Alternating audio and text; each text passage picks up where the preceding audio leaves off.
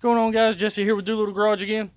I know it's been a little while since I posted a video. I apologize. I've been a little sick the past couple days. Not COVID. I actually got bit by a tick, and my lymph nodes and everything in my neck were all swollen up. But that's not the reason why we're here. But that is behind some of the reason why it's been a minute why I've posted some videos.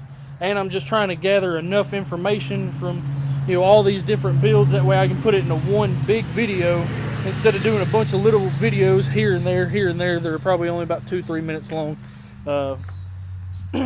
Unless that's something y'all were looking to, if y'all want separate videos for on little things, on the little progress we do, just let me know. If not, I'll try to collectively get some information about everything that's going on and then put out a video, let y'all know. So that's what I'm doing here today. I've got some info. I'm letting y'all know some stuff on the small block nitrous build and the LS square body. We're going to start with the nitrous build small block. So where I left y'all off at was we were having some head bolt issues with them leaking on the heads, or water coming up through the head studs. We've tried to seal it a couple times. Since then, we did put the head bolts in, the ARP head bolts, not the studs. We had hard time with that. The back one on the passenger side, as soon as you filled the radiator up, I mean, it was coming out as quick as you was putting it in. We could not figure out what the heck was going on. So this is where we're at now. Took the heads back off the motor, and we took the heads to the machine shop. Well, he took the buddy of mine that owns this truck.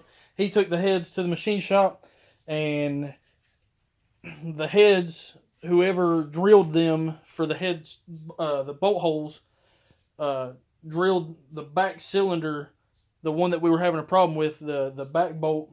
They drilled it so close to the water jacket that it had a crack in it, and it was leaking.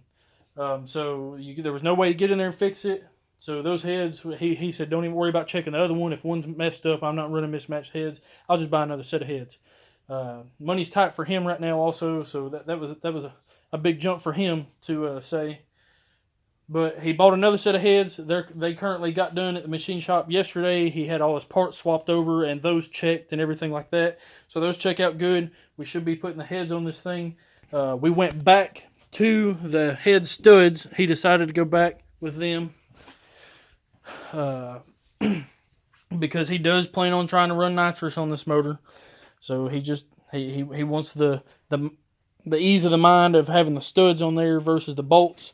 But the bolts will probably get used on my 72. I plan on breaking that motor back down here in the next couple months, maybe years, something like that. I don't know.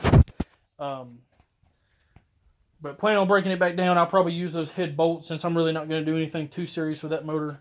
I mean, at most, I would throw a little, wine supercharger or something like that, low boost, more so for looks. I just like the look of it. You pop the hood, see a little supercharger. Anyhow.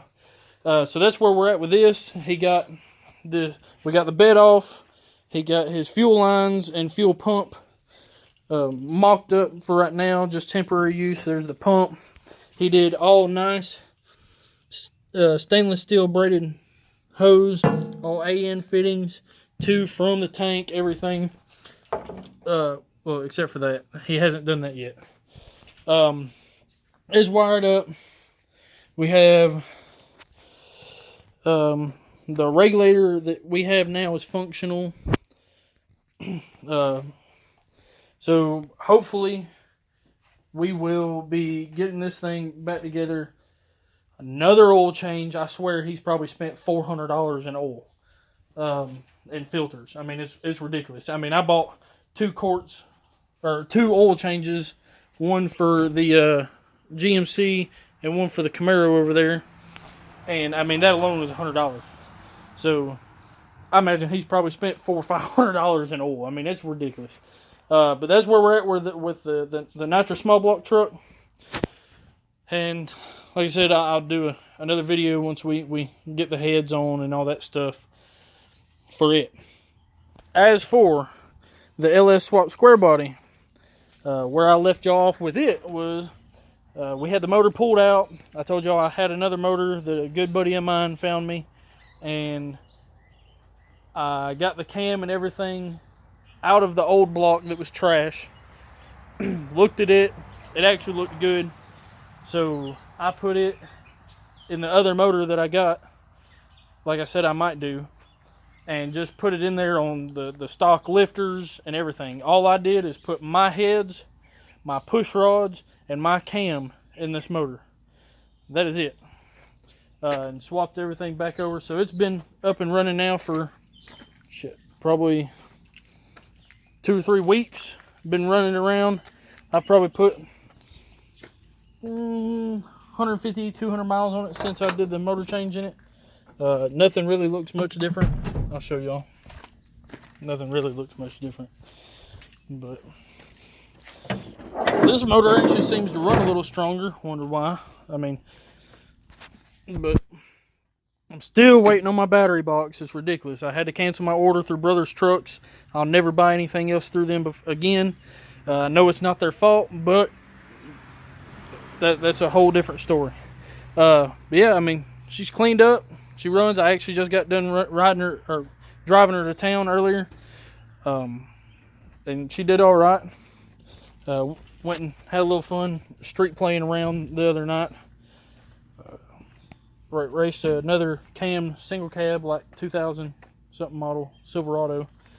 I think I'd have got him if he'd have raced into my under my qualification, so to speak. This truck doesn't run very good on bottom end because it has a 273 rear gear in it.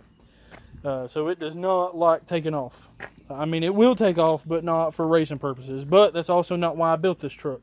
I built this truck to look good, sound good, and be reliable. And that's the way I'm going to try to keep on going with it. But anyhow, aside from that, the truck pulls really good if you're cruising around 40 to 45 mile an hour and just stab into it. And downshifted at the same time because I haven't got the kickdown cable hooked up yet.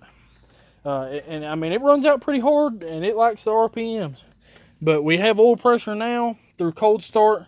I'm actually about to do an oil change on this thing tomorrow and hopefully ride up to North Georgia in the Calhoun area and let somebody look and see if they can get the AC lines made up for me for this thing so I can get some AC in this truck.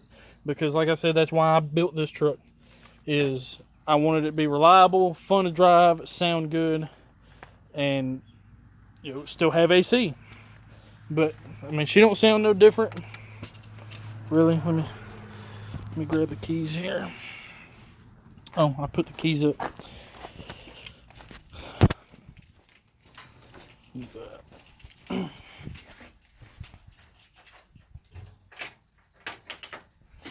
All right, let's see what we got here.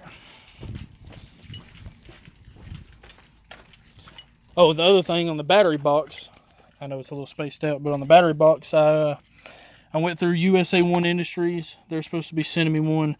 Looks like I'm going to have to end up calling them too, though, because on their website it said in stock, and I still haven't got no shipping confirmation or anything like that. But here, I'll start this up for y'all.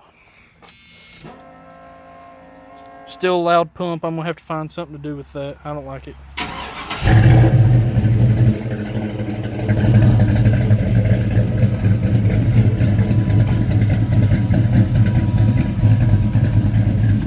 Got my old 86 dealer tag I got. I like it because it kind of matches the color of the truck. I put a sport. Oh, that was another thing also I've done since y'all didn't know. I took the step bumper off. It's down there. I took the step bumper off and I put this sport bumper on here. Brand new, everything. I bought everything brand new. I still got to get some more bumper bolts. Right now it's just got 2 bumper bolts from the factory bumper because I couldn't get the other ones off, and then some carriage bolts. But other than that, I got her up on there tucked nice and neat and straight. I'm real happy with it. I mean, it looks good. I did tuck it. It's not in the factory location.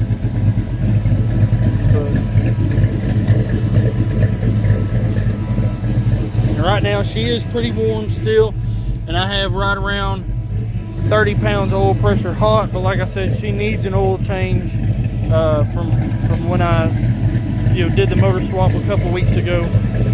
So I'm gonna change the oil. Whenever I first put the motor in here, it was around 40 psi hot.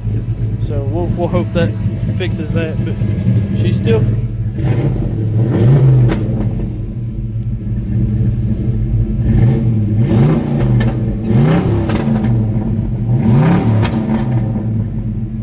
That's probably only revving up to about 3,300.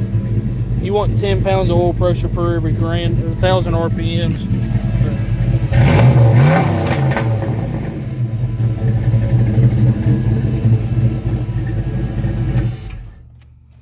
But that's where we're at with all that, guys. If y'all want to know how I did the sport bumper, I'll make a video on it. Even though it's already on, I still have to put some more bolts in it. It's only got like 2 bolts holding it on the right side. It's been a little rainy here, and like I said, I was feeling down for a couple days. I apologize for no video content, but like I said, I'm trying to get enough collective information to do all this. Oh, another thing, I sold the 05 Silverado. It's no longer here. We're putting a transmission in this, but it is no longer here. It is gone. Sold it. But so this would be the new tow pig, old Betsy. It's actually my girlfriend's truck. It was her daddy's. We're putting a new transmission in it right now. Well, we're not putting it in right now, but transmission's sitting over here behind the car. Got a new transmission, transfer case, and all that. So, excuse me.